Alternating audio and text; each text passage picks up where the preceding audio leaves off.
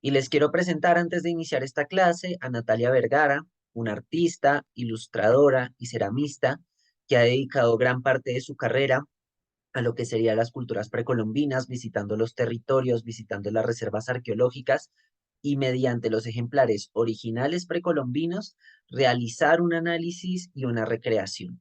Ha sido también ilustradora de distintos libros como Coloreando Memoria Maya, Pishkutaki y pues también bastantes más dentro de su carrera que ya lleva más o menos 20 años siendo artista en esta profesión.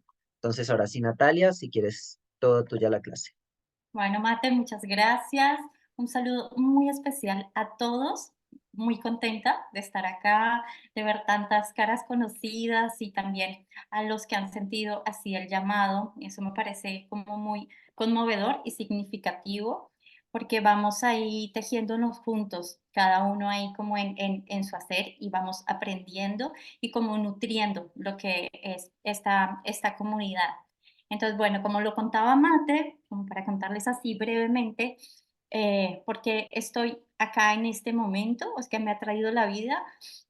Yo he tenido como grandes maestros así en la vida que tiene que ver, digamos, en mi camino en Colombia con las culturas ancestrales, con determinados pueblos de origen empecé, digamos, como a aprender ciertas cosas, pero en ese aprendizaje más que todo fue como llegar a sanarme y a conectar conmigo misma.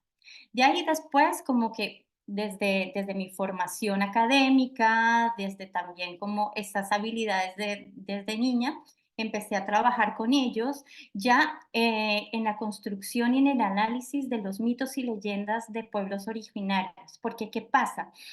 Muchos de ellos tienen todo lo que es la traducción oral, ¿no? Y esta traducción oral o a través de la danza o a través de la música se pasa de generaciones en generaciones. Pero de unos años para acá está pasando que estas nuevas generaciones de los pueblos aborígenes están también saliendo de sus comunidades y se está perdiendo un poco ese legado que viene de atrás. Entonces muchos de ellos han también sentido que es como la importancia de dejar también como un registro gráfico, si bien lo hay antiguamente como en lo que dice Mateo en la cerámica, en muchas cosas de las comunidades. Bueno, me han llamado a mí, por ejemplo, la comunidad de los Sicuani para traducir su mito y leyendas de origen de los pueblos. Entonces ahí empezó como mi trabajo con esta parte de la ancestralidad, con la ilustración. Y fue muy lindo porque, bueno, ahí es como conectar un poco y es la invitación y propósito a compartir esto con ustedes.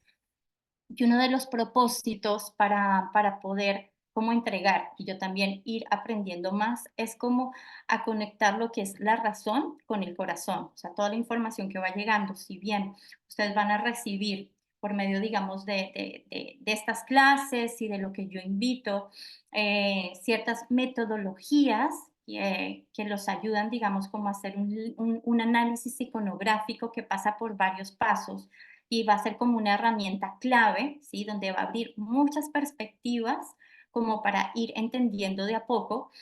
Entonces hay cosas que pasan por la razón y hay otras cosas que pasan por otro lugar. Entonces ahí hay un equilibrio entre la mente y el corazón. Eso lo vamos a ir viendo. Entonces uno de los propósitos principales que me tiene en este momento acá, desde ese caminar hasta ahora, que digamos como que sentí también un llamado y una invitación muy linda a través de, digamos, como un gran hermano, maestro, así que es Esteban Valdivia, empecé a trabajar con él en las reservas de los museos y me vengo especializando más que todo en la ilustración arqueológica, ¿sí? Me ha parecido muy importante hacer ese estudio, de ir a los museos, de poder ver las piezas y poder, digamos, hacer ese estudio, ya sea a través de la pieza como tal, en tridimensional, llevarla al dibujo y poder también estudiar desde el dibujo para llegar a la pieza. Esta es una herramienta que abre, digamos, un montón de posibilidades a la hora, digamos, de construir, sobre todo, por ejemplo, si ya queremos modelar, ¿sí? Hacer, digamos, como tipo de escultura, eh, proporciona, digamos, como una habilidad para poder hacer entre varias cosas, ¿sí? Entonces yo hoy les voy a explicar, digamos, cuál es la metodología que yo utilizo. Debe haber muchas metodologías, digamos, de investigación y de análisis iconográfico. Yo encontré una muy práctica que me sirve mucho y en la que yo me baso, ya sea para estudiar un objeto como tal, una iconografía, o cualquier cosa que quiera llevarla, digamos, a otro plano. Un poquito contándoles ahí como mi camino. Entre esas, ahora por ejemplo que estuvimos en Ecuador, pude tener en vivo esta flauta de la que vamos a hablar hoy y de la cual la idea, digamos, es poder también en la siguiente clase, los que sientan y vayan a querer estar, es llevarla y construirla, tenerla en las manos y también poder escucharla, porque hay algo, digamos, que en esta parte de la ritualidad, que para mí es muy importante, en el camino ancestral me ha llevado, digamos, como a irme hacia la línea de lo zoomorfo, de los animales, de por qué los pueblos de origen han dejado tanto registro de tantos animales o seres antropomorfos, ¿sí? En ellos, plasmados, digamos, en la cerámica. ¿Qué traen los animales? ¿Qué traen, digamos, los seres que serían como los guay con cualidades humanas, adquiriendo, digamos, cualidades de animales? Esto me pareció muy interesante, entonces por eso va a ser como una rama en la que me van a ver mucho, me van a ver mucho en la parte de cerámica zoomorfa y de ilustración. Así que bueno, yo voy a compartir pantalla.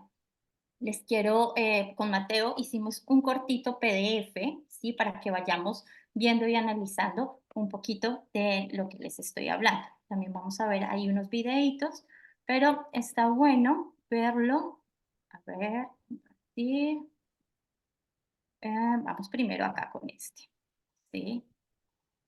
Mateo, acá, o sea, somos ahí como un gran equipo y Mateo me ayuda mucho en la parte, digamos, como de la construcción del PDF. Hoy vamos a hablar sobre esta flauta que está en la reserva del Museo MAC de Ecuador. Eh, es una flauta muy sencilla y a la vez, digamos, que tiene una complejidad y una riqueza, no solamente acústica, sino simbólica, que es hermosísima. Entonces, acá se las muestro. Esta, digamos, es como una foto de la flauta original.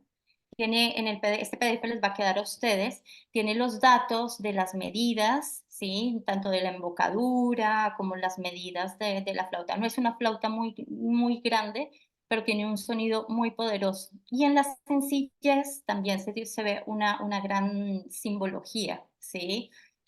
¿Por qué la cultura bahía? Porque como en esta parte que yo les hablo de los animales que me interesa tanto, la cultura bahía se va hacia una línea muy naturalista. Ellos, digamos, como que plasman mucho lo que es su entorno, tienen, digamos, como una percepción y una estética muy interesante para dejar, digamos, como ese legado de todo lo que es ese pueblo de Orís, que es uno de los más representativos de la zona ecuatorial de la costa. Entonces, ¿qué es lo interesante, por ejemplo, de un análisis literario? Que uno se puede ir, es una ramificación gigante, tiene muchos brazos y eso depende de cada uno hacia dónde quiera dirigirse. ¿Por qué digo esto? Porque de pronto a alguien le gusta, digamos, y siente como el llamado hacia la parte ritual. Otros, digamos, como más a conocer la parte científica de la naturaleza, por ejemplo, de la taxonomía de los animales, del ecosistema, a otros la parte como morfológica de las piezas, o sea, como que tiene muchas vistas. Y al entrar, como, digamos, entrar a esa investigación, que es también como la invitación, nos volvemos exploradores, ¿sí? Estas piezas, yo a la cerámica antigua la veo como viajeros del tiempo, ¿sí? O sea, son artefactos que viajan a través del tiempo. Y aquí en América tenemos nosotros el privilegio de tener innumerables piezas cerámicas. Si bien en Europa se encuentran, o sea, más por el arte lítico, el metal, acá en América es donde se ha encontrado la cantidad, digamos, de piezas cerámicas más grandes, ¿no? Y dentro de ellas hay una cantidad de información codificada. Mateo hablaba un poco de eso, va a ser, digamos, como un término, algo que vamos a empezar a utilizar mucho. Y si hay, digamos, alguna palabra que de pronto no reconozcan, o sea, la invitación acá van a ver que va a haber como tareitas, que va a llamar la atención de pronto ciertas palabras. El análisis literario también hace parte de pronto de empezar a buscar en definiciones de conceptos. Y esta de los códigos cifrados es muy interesante porque hay cierta información que pasa de pronto desapercibida en los personajes con algunas líneas, con algunas mezclas de colores, con algún símbolo. Entonces, esa es la lectura que vamos a empezar a hacer. Entonces, estos viajeros del tiempo traen algo súper interesante. Y es algo que se va a resaltar acá, lo vamos a ver, pero quiero como adelantar un poquito. Y es que varía, digamos, como el uso y función en el tiempo. ¿A qué me refiero con esto? Que en un tiempo, o sea, estamos hablando de una pieza y una cultura que está desde el 500 antes de Cristo, ¿sí? Tenemos una brecha, digamos, del tiempo. Y en esta época, digamos, este objeto fue creado, utilizado y tenía un uso y una función específica para algo. Cuando lo traemos y cuando llega, digamos, a este presente, por todo el cambio, digamos, social, cultural, tiene otra connotación y eso es súper interesante, ¿no? ¿Cómo lo podemos, digamos, traer acá? O porque, digamos, son objetos que también tienen un espíritu y han estado, digamos, guardados mucho tiempo y vienen, digamos, sobre todo estos sonoros o que tienen esta ritualidad especial, bueno, porque llegan, digamos, de esa manera. Y así muchas cosas. Entonces, bueno, acá va a hablar un poco de lo que es la cerámica Bahía.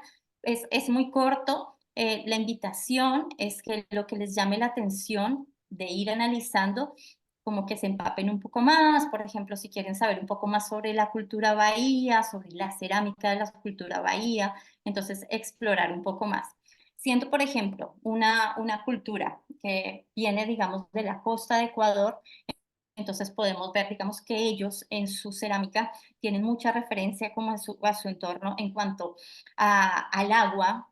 Es una cultura que rinde culto al agua y lo vemos ahí plasmado en muchas botellas de asa estribo, ¿sí? Que hicieron para hacer vertedoras de líquidos en ofrendas, porque vemos mucho a los animales también, lo que yo les decía, porque los animales, digamos, cumplen una función ritual, los seres antropomorfos. Esta cultura nos ha dejado también ver cómo en la ornamentación también, digamos, de los seres era importante, ¿no? Como esta parte social y ritual.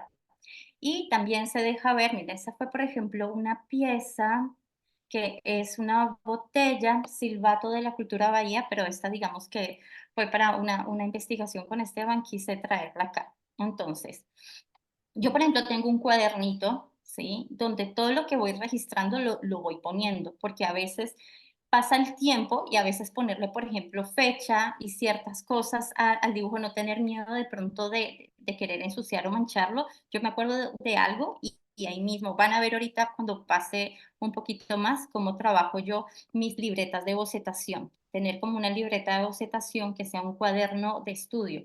Entonces, acá en esta, por ejemplo, se estaba analizando en la parte interna el sistema acústico. Entonces, yo hago una parte, digamos que la parte externa, pero también me voy hacia la parte interna. Entonces, ya no necesito una explicación teórica, sino que yo ya voy estudiando también la parte interna a través de esta dimensión que es el dibujo.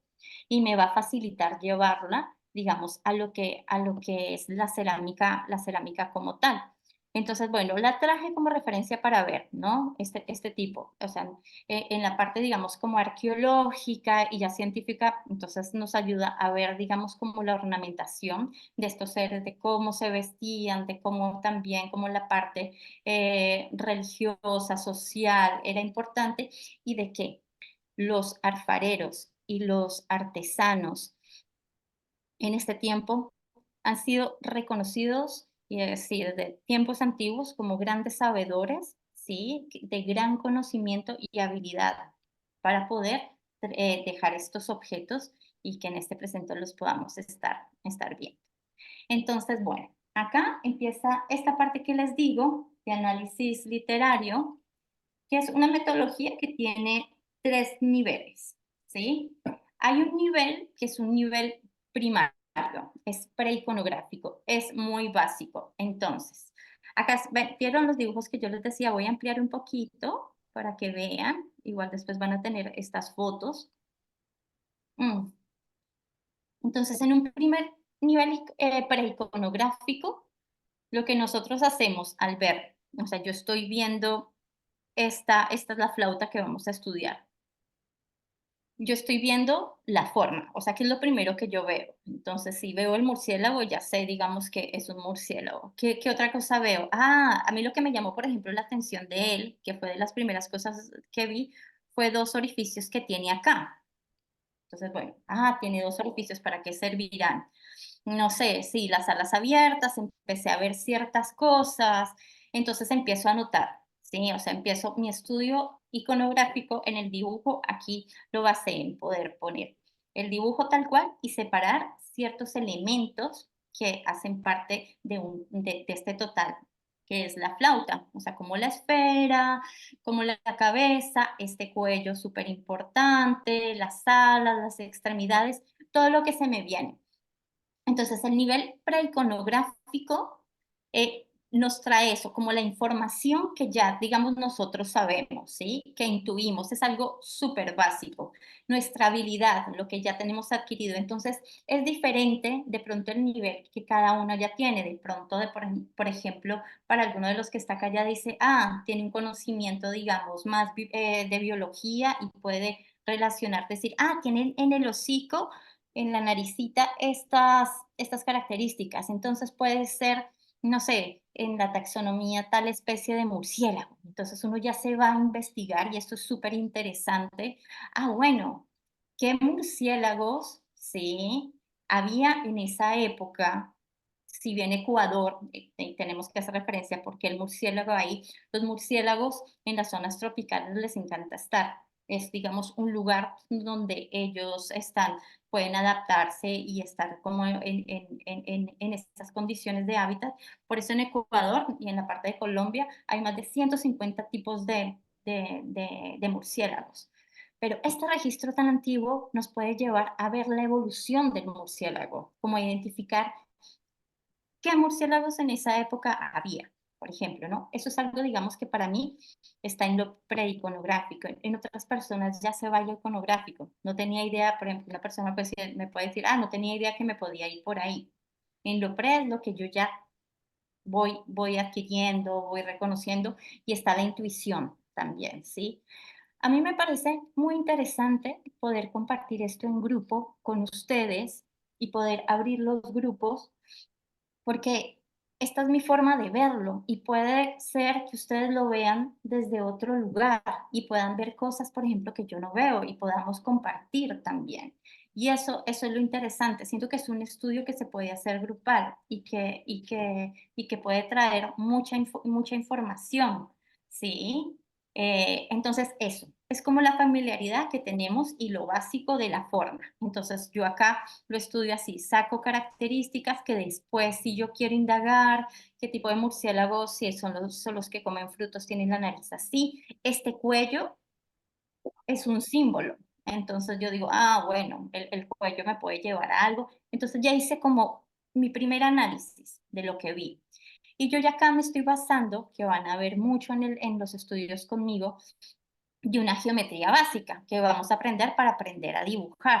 Entonces, todo en la cerámica siempre tiene esferas, tiene curvas, entonces la esfera siempre va a ser un elemento que va a ser como un modelo para el dibujo. Por eso, cuando se está haciendo la cerámica, en mis clases se para un rato para que esa esfera de pronto sea también un modelo a dibujar y yo poder ver dónde está la luz, por ejemplo, en la esfera acá estaría la luz que es arriba, dónde está la sombra, si ven van a ver como mamarrachitos siempre, pero es que yo también empiezo a hacer ejercicios, tener como los ejercicios básicos que se enseñan en cada clase. Van a ver que, por ejemplo, no me interesa que la línea sea perfecta, ¿sí? No me está interesando que la esfera sea perfecta. Pero para esto yo tengo que practicar mucho, hacer como ejercicios de soltura de mano. Entonces es algo que se hace todo el tiempo y a pesar de que yo llevo muchos años dibujando, siempre lo hago. ¿Por qué? Porque también depende mucho de la manera como yo esté ese día. Si estoy, por ejemplo, inquieta, si estoy nerviosa, si estoy en un proceso, mi línea va a estar un poco más así, menos suelta y de pronto así como, como decimos en Colombia, como pulso de maraquero, o sea, como de, ¿sí? Como que va a ser así. Entonces vuelvo y practico mis líneas, y está lindo porque me queda un mapa, me queda como un registro. Eso está bueno. Y a medida de que yo voy también dibujando, empiezo a decir, ah, tengo que anotar tal palabra, tengo que anotar cierta cosa. Ahora cuando veamos el video, yo hice un video haciendo este dibujo que ven acá. Les voy a mostrar por qué las líneas, como las líneas ejes, para que siempre nos van a servir como un centro, que son base como para todo. Entonces, ese, por ejemplo, hace parte de la parte preiconográfica, lo que ya vi. Los ojos de cierta manera, los bracitos, veo que las piernas están así. Este es como mi análisis preiconográfico. Y hay un segundo nivel que ya es el iconográfico. Acá van a ver en este dibujo que yo hice, que tiene que ver, porque todo va tejido, con el próximo taller que vamos a dar, que es de arte moche, a la cual están todos ahí como invitados. Vamos ahí como haciendo ese abrebocas para los que se sientan invitados.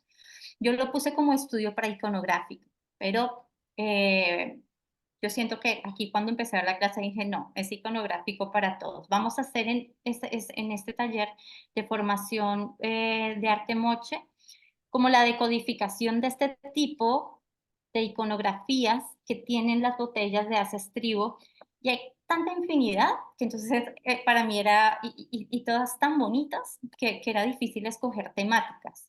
La próxima clase gratuita, que va a ser el 6, voy a mostrar un poco las temáticas que tienen estas botellas, un poco, por ejemplo, del estilo natural. Hay otras que son de seres sobrenaturales, hay otras que, sí, diferentes contextos. Yo me voy a ir a la parte ritual de las ceremonias de coca. Quedó un registro muy, muy hermoso de este tipo de botellas, donde vamos a hacer como un análisis para trabajar una botella estribo que justo tiene esta iconografía. Entonces, fíjense bien, yo acá la voy a hacer así por encima porque esta se va a ver con más detalle.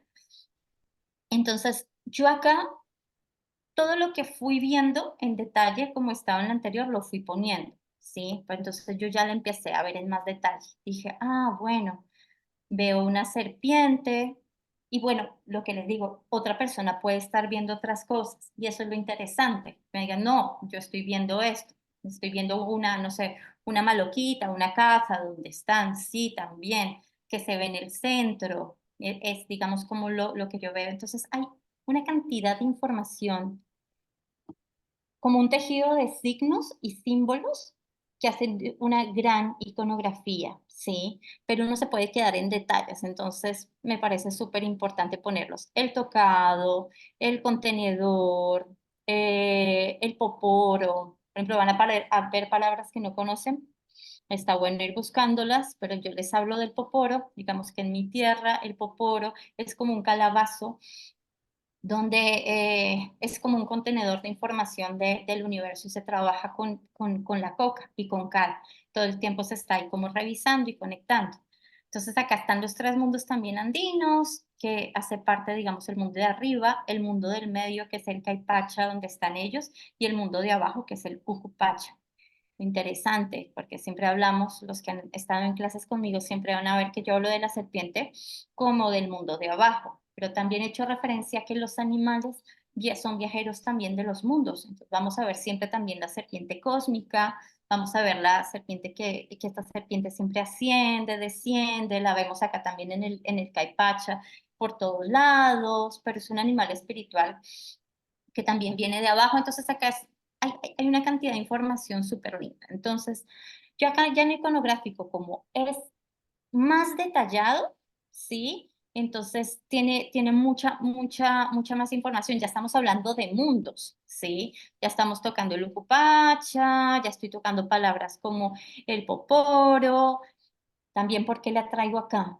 Es increíble. Miren el murciélago acá. hay felino también, hay ciertos animales. Y uno dice, porque un murciélago, que el murciélago tiene relación con las ceremonias de hoja de coca, o porque es un animal sagrado para la gente y los sabedores de los Andes. Este murciélago se va a los templos, por ejemplo, en el templo de Chavín de Huanta, es un animal muy sagrado y él va a los murciélagos que les gustan las flores, toma del néctar de la flor de la guachuma, que es un San Pedro, que es una planta de poder. Entonces, para ellos es un animal súper poderoso. Ahorita vamos a ver un poco de la ritualidad. Entonces, lo que es lo iconográfico, para yo querer hacer un estudio, que todavía no sé, hay un montón de información, pero ¿qué es eso? ¿O cómo me voy?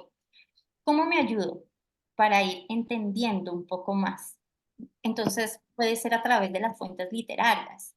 Entonces, vi tal información, empiezo a estudiar, ¿sí? O de algún referente, de algún amigo que sepa un poco más, un arqueólogo, de empezar a ser como eso, como cazador de información para ir entendiendo, ¿sí? La historia, digamos, tiene mucho registro, cosas que en la comunidad, por ejemplo, se han ido tejiendo. Ah, esto lo vimos en tal clase, o Rodrigo lo hizo en tal clase, o Mate. Eso va a empezar a aparecer. También es muy significativo que cuando uno empieza a tocar estas puertas, también por empatía, y esto se sabe, digamos, como en física cuántica, que empiezan a llegar las cosas y de alguna manera a ustedes los empieza y nos empieza como a tocar todo esto. Acá está como resumido y como escrito, como más descriptivo lo que yo les estoy diciendo, entonces lo van a ir leyendo.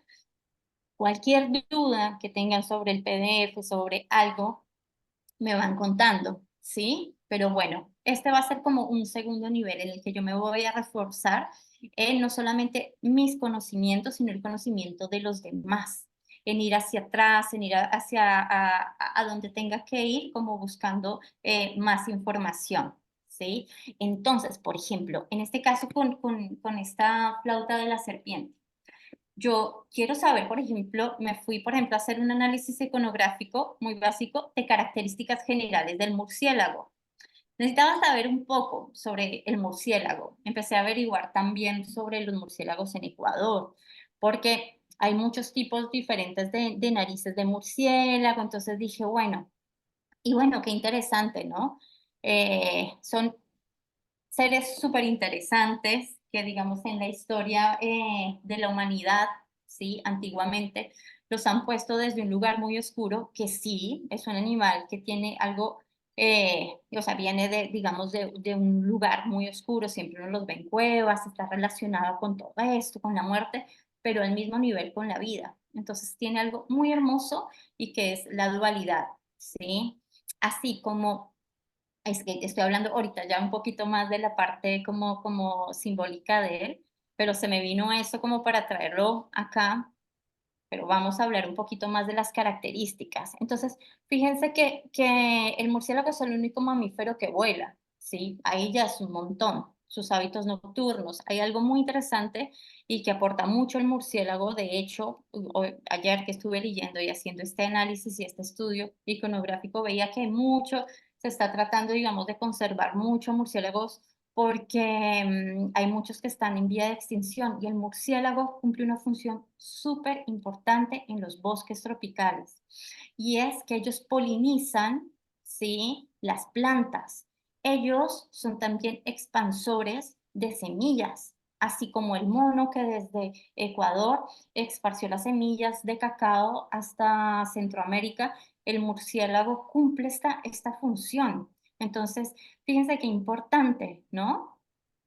Y como, por ejemplo, nuestros ancestros y todo lo que es amerindia puede ver en este ser y conectar, que acá en América terminó siendo, digamos, como una fuente de deidad también, ¿no? De contemplación y un ser muy ritual que ahí, bueno, lo vamos a ver. Entonces acá se habla un poquito, a mí ya acá me empieza a decir un montón de cosas. También me pareció muy interesante eh, ver, por ejemplo, que son más especies que son insectívoras y que también las que comen frutas, pero que función tan importante de los que son insectívoros que ayudan a controlar las plagas. Entonces, como cada cosa está en su lugar en el mundo, ¿no? Y en el universo cumpliendo como una función. Entonces, para mí fue importante irme hacia allá en el estudio iconográfico, como tener características. De hecho, estuve buscando físicamente un murciélago que tuviera cuellito.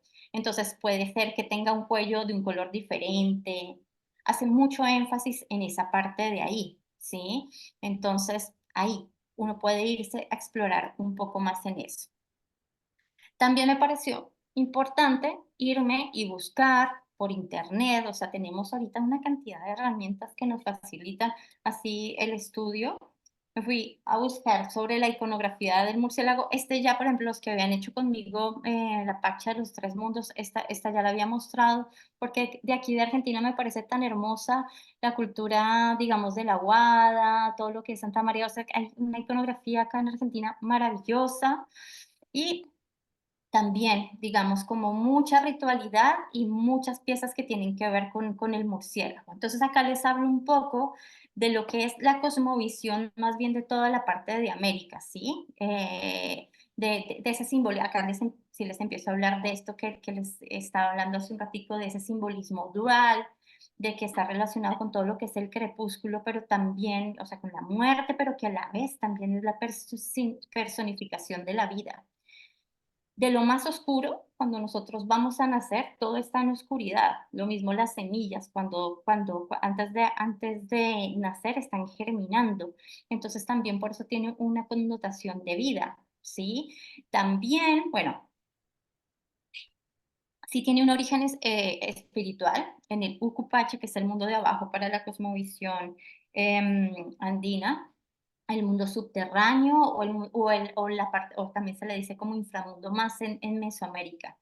Y también como esta parte, siempre uno lo ve por el lado de los espíritus densos, como el inframundo, pero es donde habitan también nuestros ancestros, es el lugar donde surge la vida, ¿no? Que se engendra.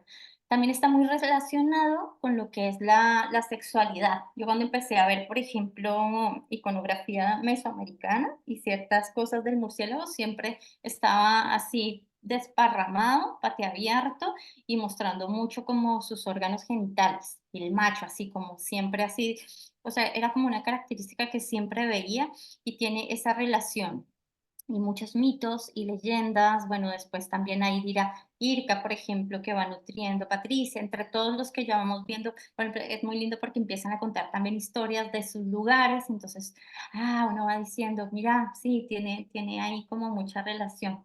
Estuve leyendo también un poco de que hay muchas leyendas donde se habla de las vírgenes, que tiene que ver mucho con la primera luna de la menstruación. Entonces dije, qué interesante. Esto lo guié hace poco y como me interesa y me llamó la atención, después voy a averiguar y les cuento un poquito más.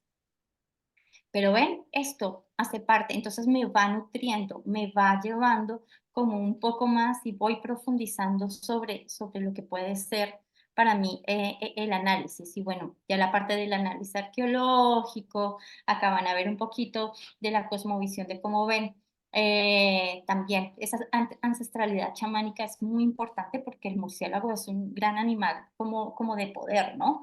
Como el chamán siempre tiene que morir para renacer. Entonces, como agarrar la fuerza del murciélago, conectar con él y poder tener esos atributos era súper importante. Un poco de esto también se va a hablar acá un poco de Mesoamérica. Hay mucho registro, por ejemplo, del dios del murciélago, visto, digamos, ya sea por los aztecas o los mayas con diferente nombre, pero hay como muy marcado.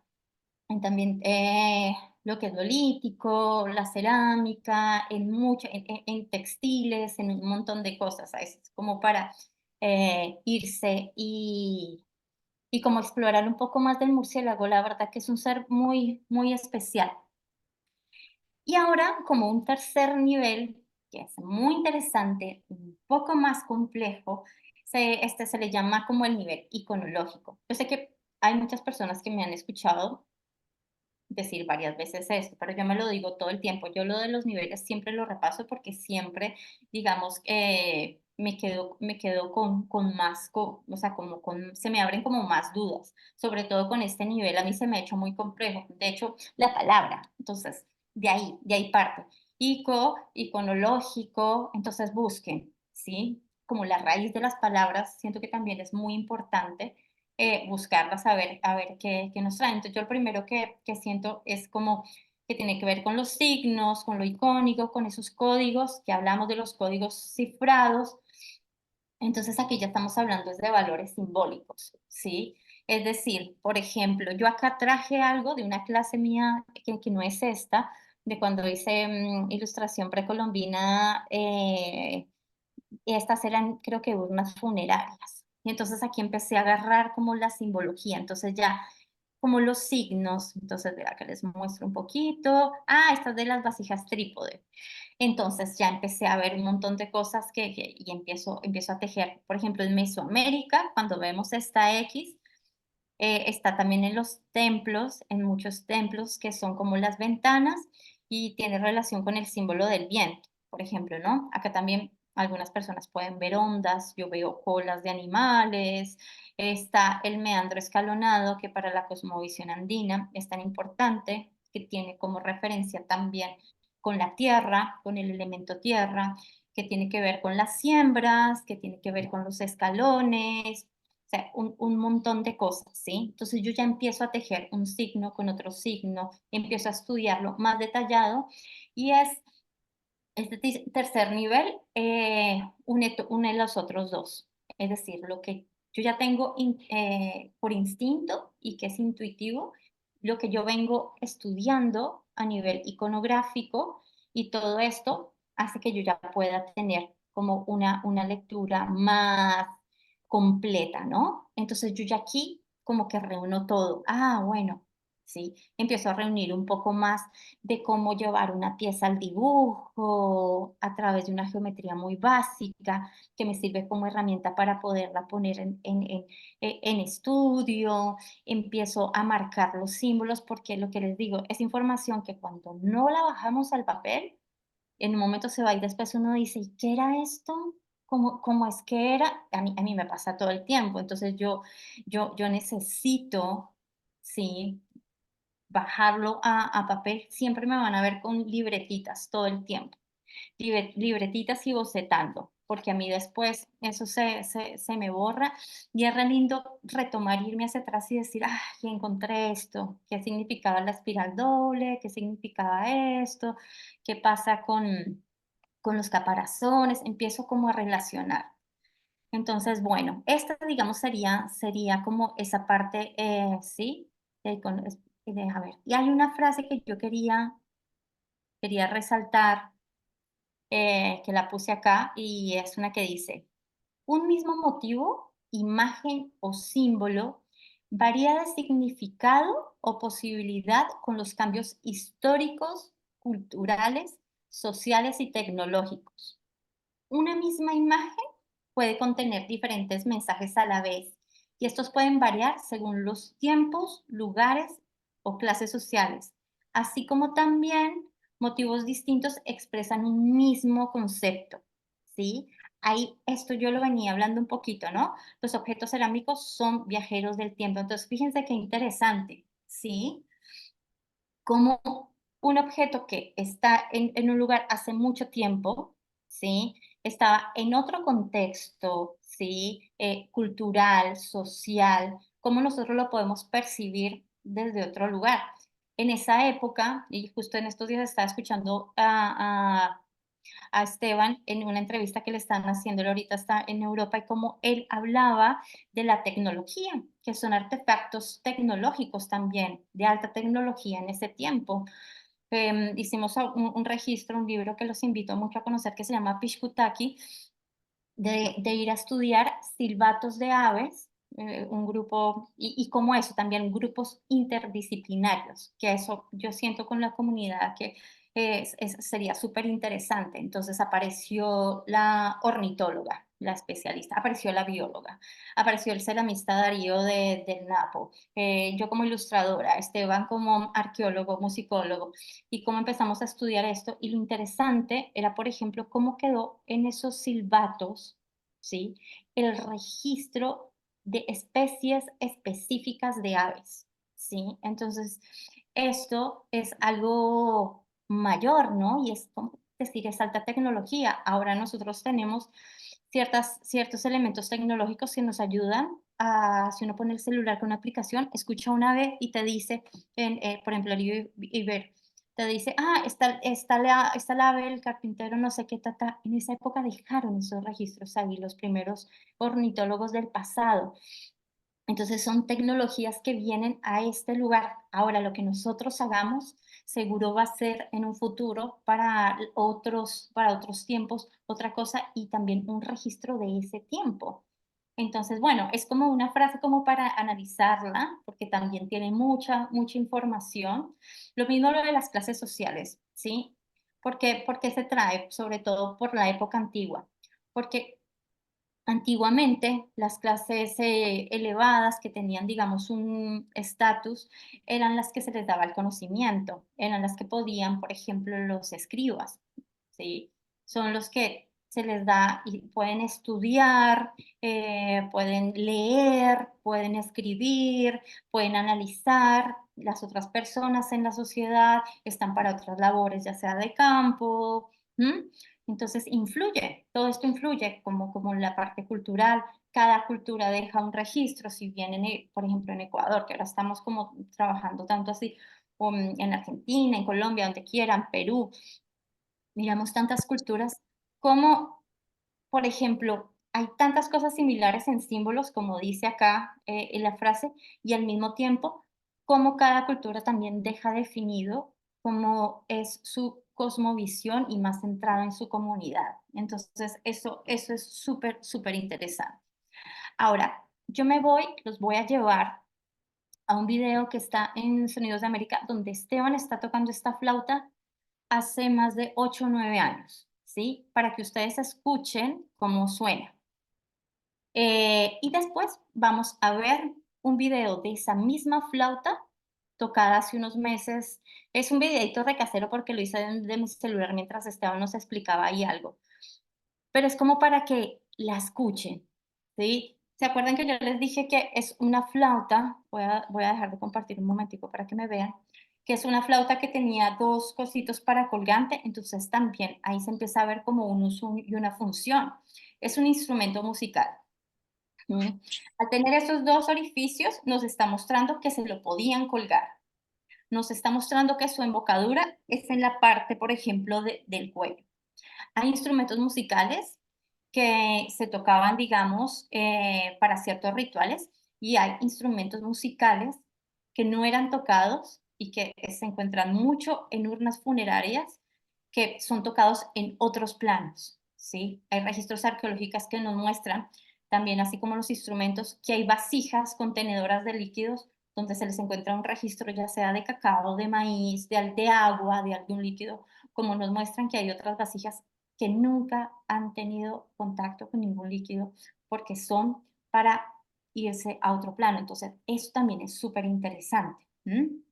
Los sonidos, el sonido también tiene esa cualidad, ¿no? Que viaja, digamos, como a través del tiempo. Entonces, ¿por qué tantas, por ejemplo, los entierros, ¿no? Ahí como esa parte ritual de ese paso de una vida al otro en los sonidos que se lleva en frecuencias, ¿no?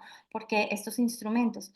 Y van a ver que esta flauta es pequeñita, o sea, de hecho, lo más grande, lo que le hace más grande son las alas extendidas, pero el glóbulo es un glóbulo pequeño, es un glóbulo pequeño. Y a pesar que uno dice, ¿cómo se puede sacar tanta sonoridad de una ocarina o de una flauta? Y tiene, cuando uno lo escucha, sobre todo en directo, tiene un sonido súper profundo, súper profundo. Se las voy a poner para que la veamos acá, compartimos. Me voy acá, a ver si está acá, sí. Y la vamos a escuchar.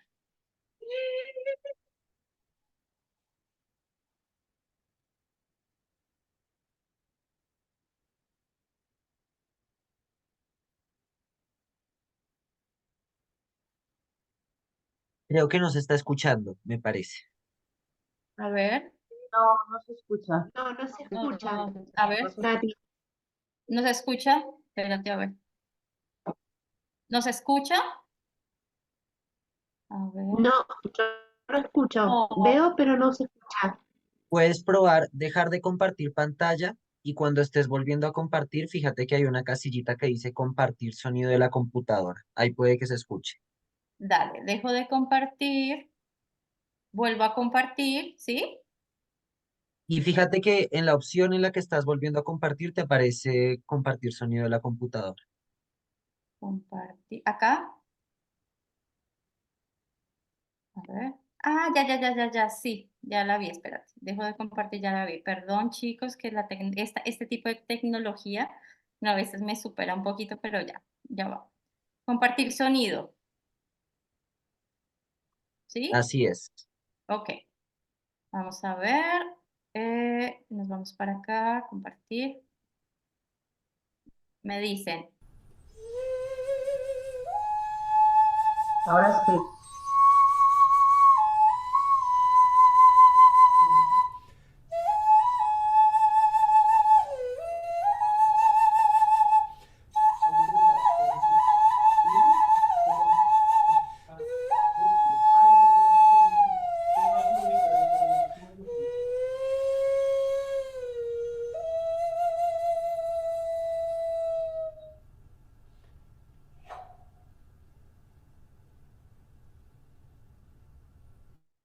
entonces, algo súper hermoso y que me parece muy conmovedor, ¿no?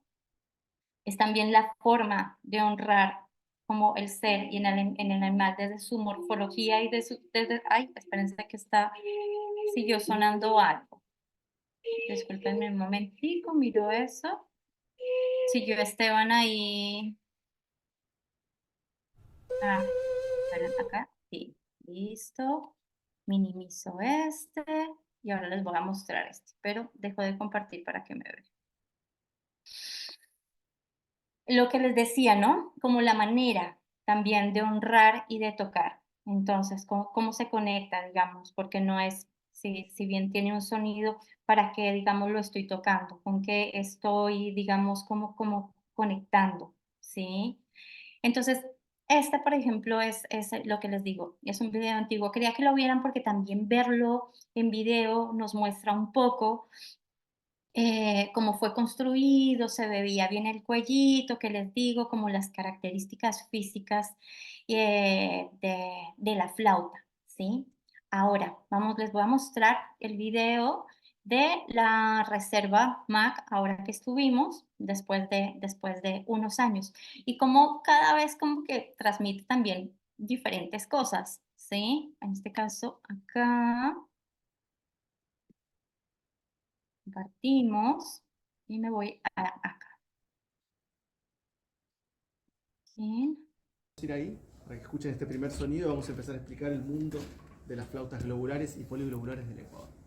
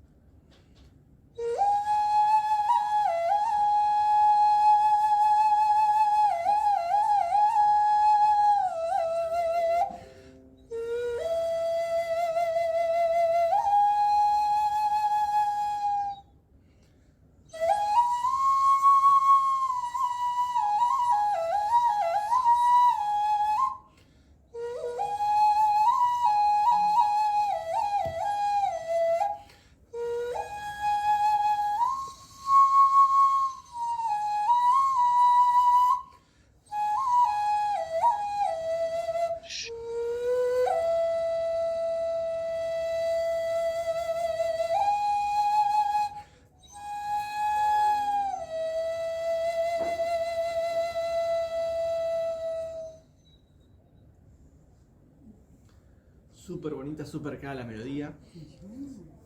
Y fíjense qué interesante acá en el mundo de las flautas globulares, que hablamos un poquito, el cambio del timbre o el cambio de las frecuencias va a estar dado más que nada por el tamaño del glóbulo. Por ejemplo, fíjense lo que es esta flauta de murciélago, ¿no? Y fíjense el glóbulo que tiene esto. Ya sin escucharla vamos a proyectarnos sobre el sonido que tiene, Sin embargo, sigue con la misma estética de lo que es la arquitectura acústica, es decir, un agujero en la parte superior, que está marcado incluso acá por dos serpientes, ¿no? O sea, en realidad es una serpiente bicéfala, una serpiente con dos caras, un símbolo quizás de todo el mundo en general, pero que aquí también se manifiesta en los instrumentos. Entonces este sonido va a ser mucho más diferente, distinto, pero esta pieza me parece hermosa por la composición, ¿no? O sea, como en torno a un glóbulo, que nosotros estamos creando muchos glóbulos, fíjense la estética que se crea en torno a los glóbulos, o sea, en torno a una flauta, y le da otra cualidad. Muy bien.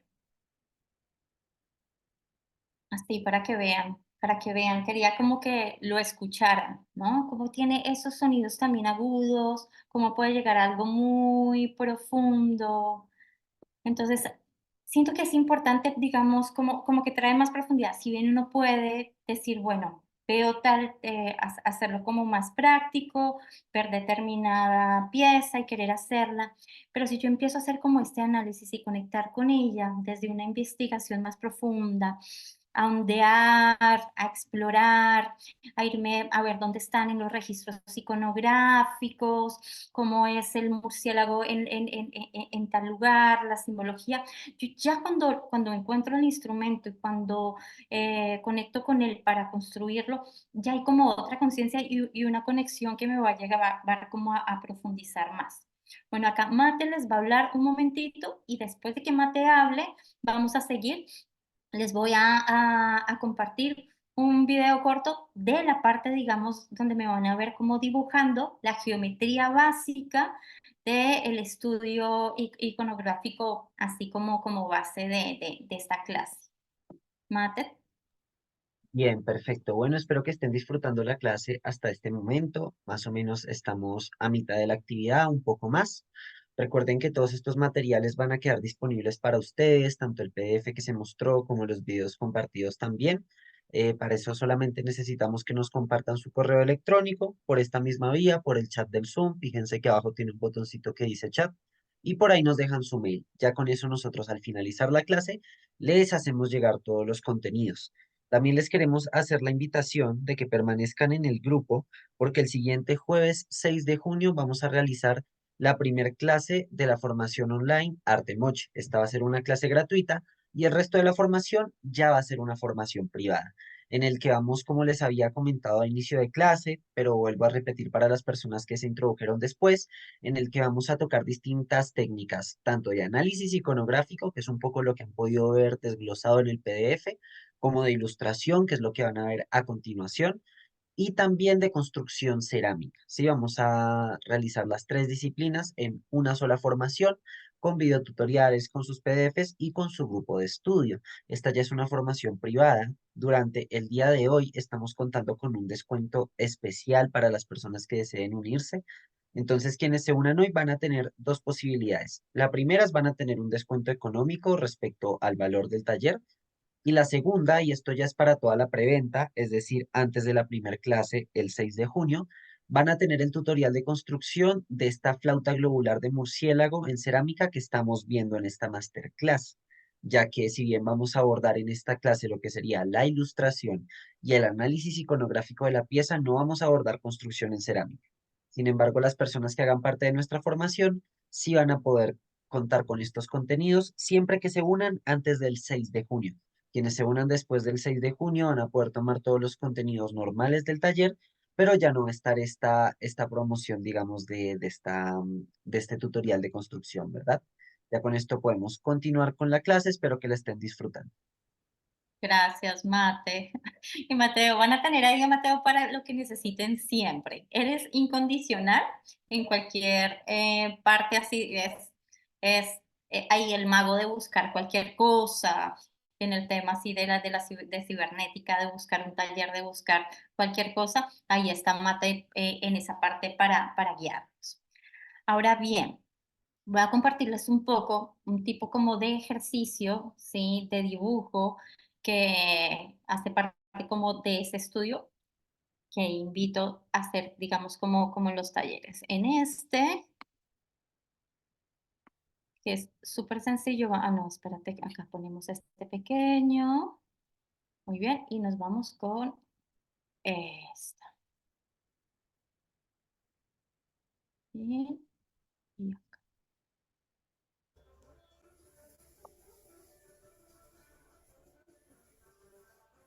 Si ven ahí como mi movimiento, yo todo el tiempo estoy como en ese ejercicio de soltar la mano, ¿sí? Ya de soltar como esa rigidez, no agarro ninguna monedita, vasito para hacer el círculo y no me importa que no me quede el círculo bien, pero es importante ir soltando. Mateo hablaba, por ejemplo, de esto, que no se necesita un gran conocimiento porque también hay ejercicios que son muy básicos. A mí me ayuda mucho, acá voy a parar un segundito para mostrarles algo que se puede hacer de dos maneras. Cuando uno empieza a dibujar, dos herramientas claves, como en toda, digamos, la geometría básica y la geometría sagrada y todo lo que quieran, cuando uno empieza a ver chacana, cualquier tipo de símbolo, tiene dos líneas, una vertical y una horizontal. Estas es como dos líneas que llevan a una cuatripartición. Esto, digamos, es un poco más complejo, esto se ve más adelante, pero lo que llevo es esto, que si yo las hago primero, me puede ayudar a hacer el círculo para que esta partecita de acá sea igual que de grande que esta, que la de abajo y la de arriba. En mi círculo no van a ver la perfección del círculo, fue un ejercicio así como muy básico y me gusta que sea así, que no todo quede perfecto. Miren lo que son mis líneas, pero yo estoy practicando. Yo estoy en eso de soltar la mano fui formada, digamos, desde también muchas materias de dibujo técnico donde tenía que usar regla y en un momento me vi así y saqué, por ejemplo, la regla, a no ser que tenga que hacer medidas específicas, que a veces sí es una herramienta clave, pero acá como que la saco y empiezo, digamos, como a permitirme soltar mi mano. Y para esto, por ejemplo, van a ver que muchos ejercicios de soltura, de medio círculo, de círculo, hacia un lado, hacia el otro, invito a también como a poder trabajar con la otra mano, que no acostumbro si soy diestra, bueno, empezar a trabajar con la mano izquierda, si soy zurdo, trabajar con la otra mano, para también hacer un trabajo de hemisferios. Entonces, me parece como importante siempre dejar como el registro de cómo vería yo el glóbulo, digamos, desde la parte interna, ¿sí? Como para ver la embocadura. Yo ya sé que es, digamos, como un artefacto muy sencillo, un glóbulo muy sencillo, pero cómo puede ser modelo, digamos, de dibujo para mí, ¿sí? Ya después de que van viendo que hay una soltura en la mano, uno deja de poner la mano tanto en la hoja y ya se empieza a desenvolver. ¿Vieron? Yo ahí empiezo como a practicar más, a tratar de alejar la mano de la hoja, de hacer este tipo de ejercicios.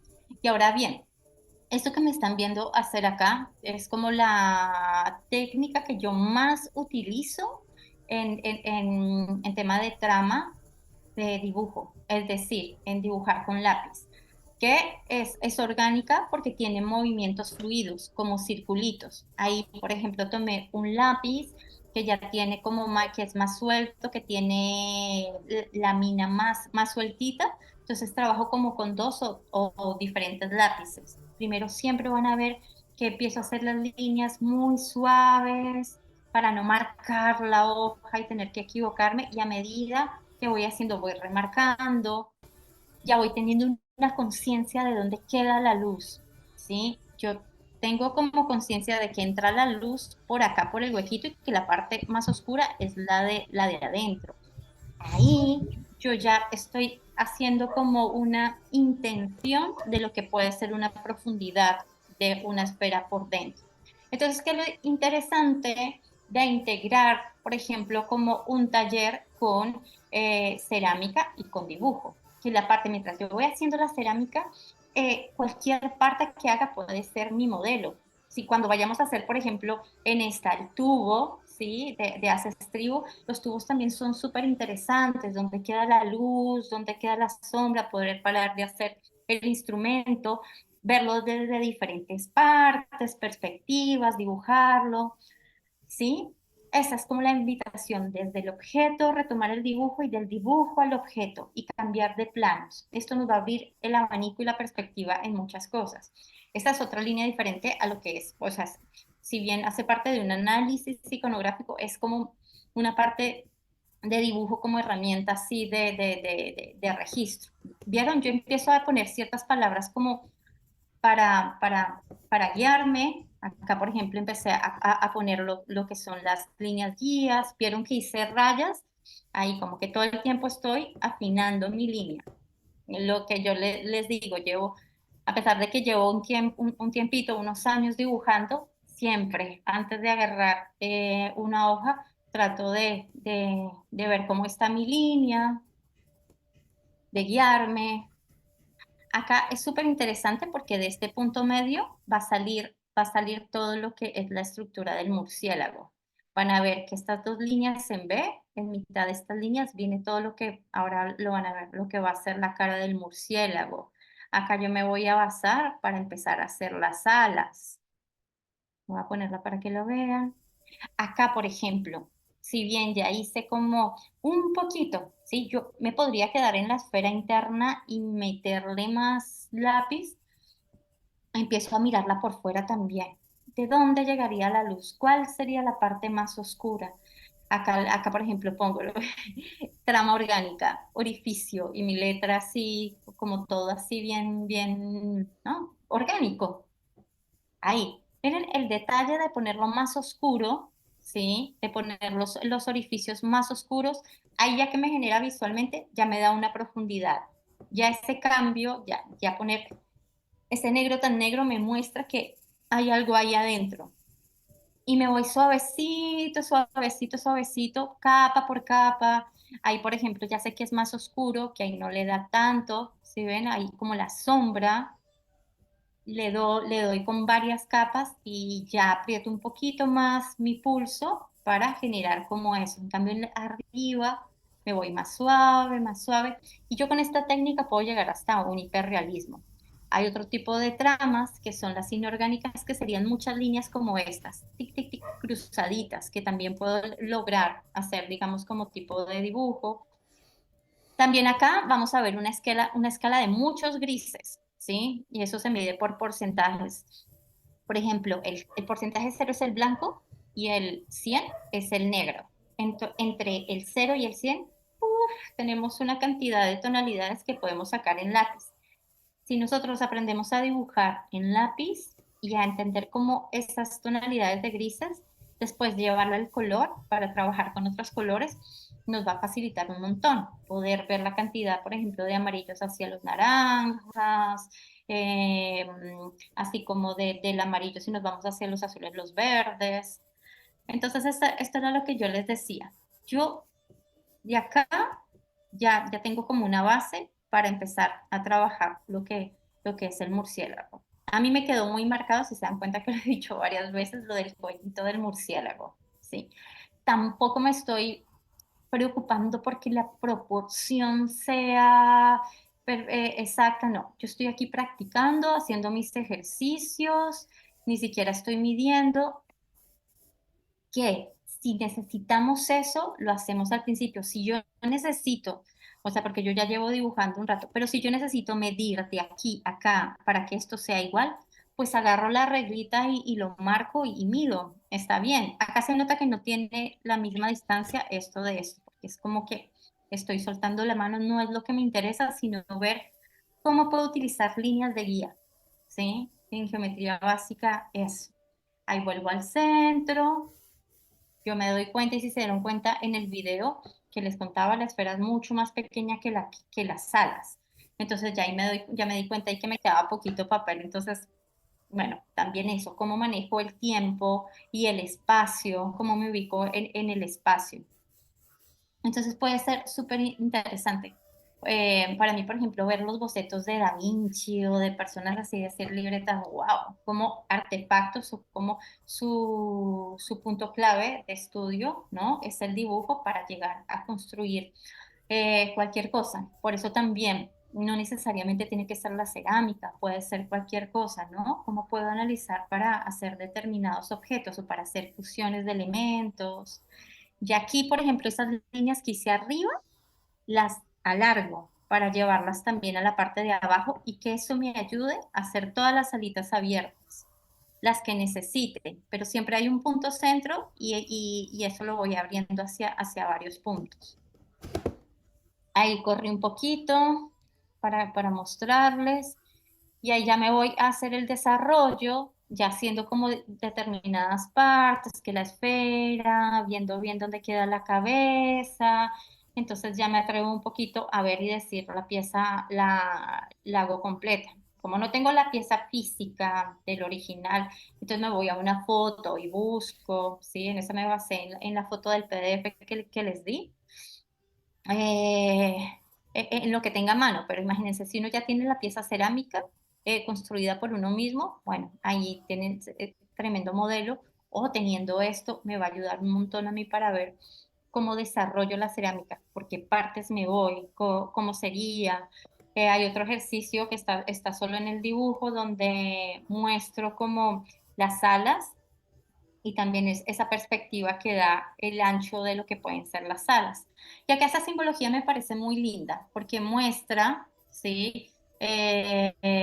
Al murciélago, que obviamente extendido, pero también parece que estuviera caminando o que estuviera como danzando por la postura, digamos, como de sus piernas.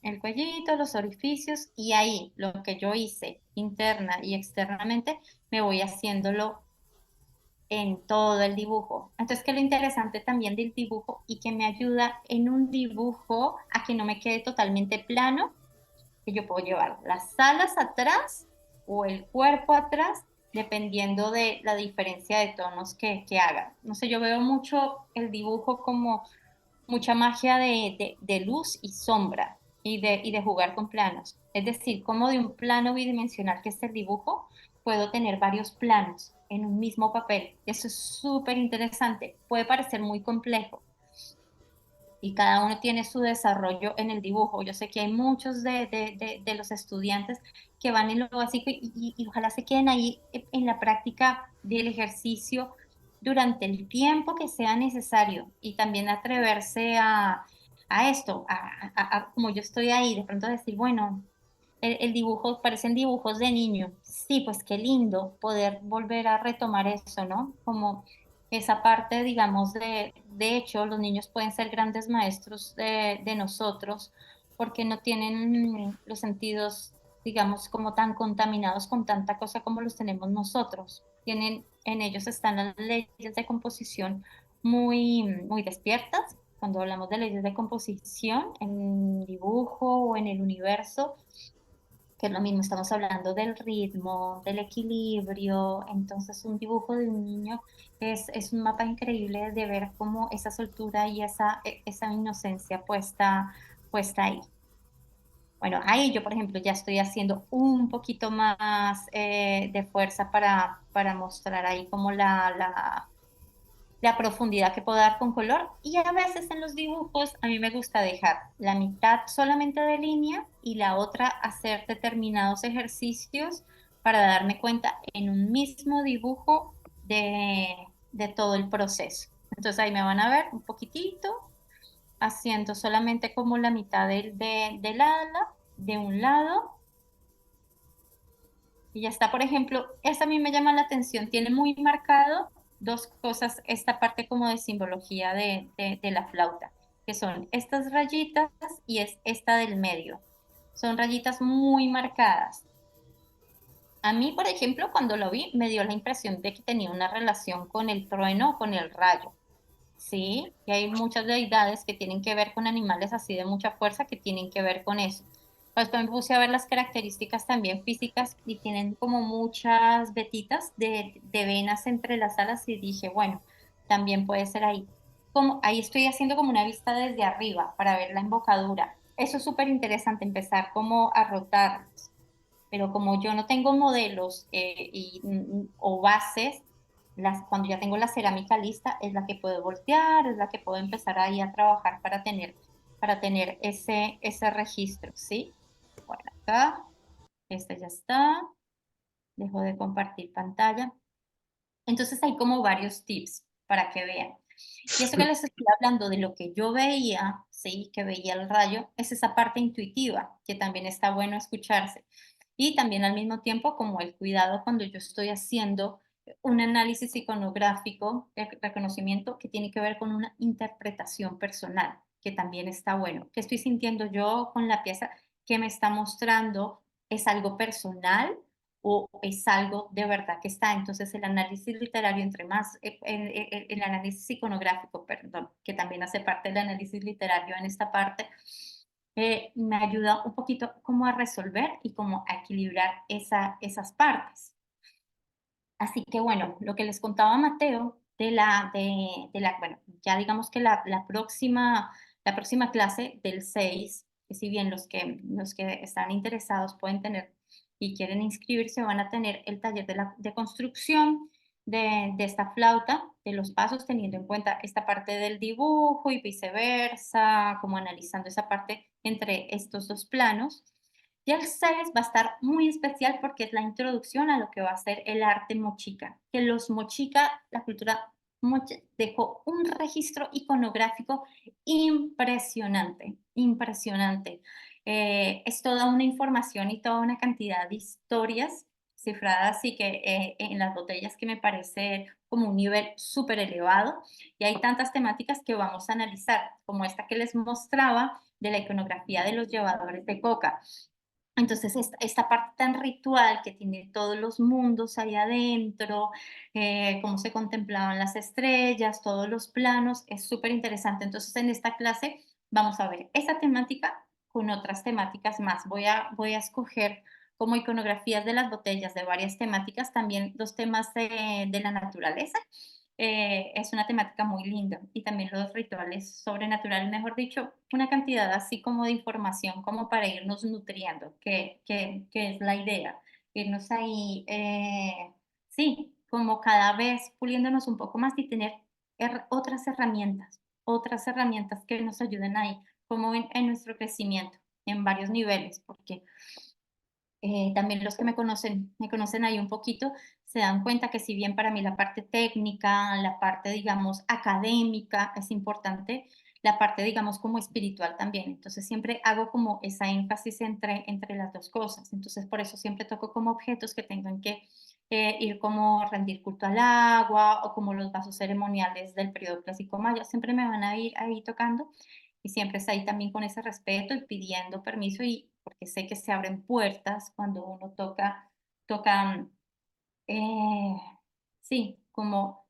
estas partes con los objetos, cuando uno entra a revisar ciertas cosas, entonces desde ahí me parece que es súper importante ahí como ese equilibrio. Así que bueno, esta es la clase de hoy, no sé si alguien quiere compartir algo. Eh, Esta clase la van a tener grabada y bueno, espero que les haya gustado. Espero que les haya gustado también cualquier duda. Acuérdense de dejar, yo sé que vienen dejando los correos, que está buenísimo para ir enviándoles ahí toda la información, inquietudes, lo que Mate decía de que estuvieran ahí en los grupos, por si surgen preguntas, por si se reconoce algo, por si alguien tiene una información importante como que aportar también está bueno para todo el grupo, ¿cierto, Mate?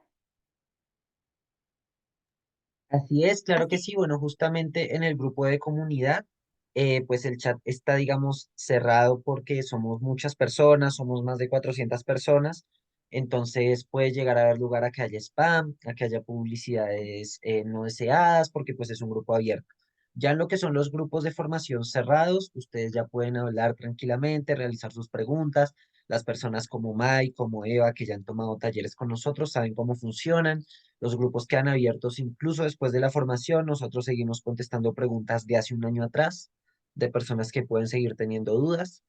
Entonces, pues estos grupos, como todos los contenidos de nuestras formaciones, quedan disponibles indefinidamente.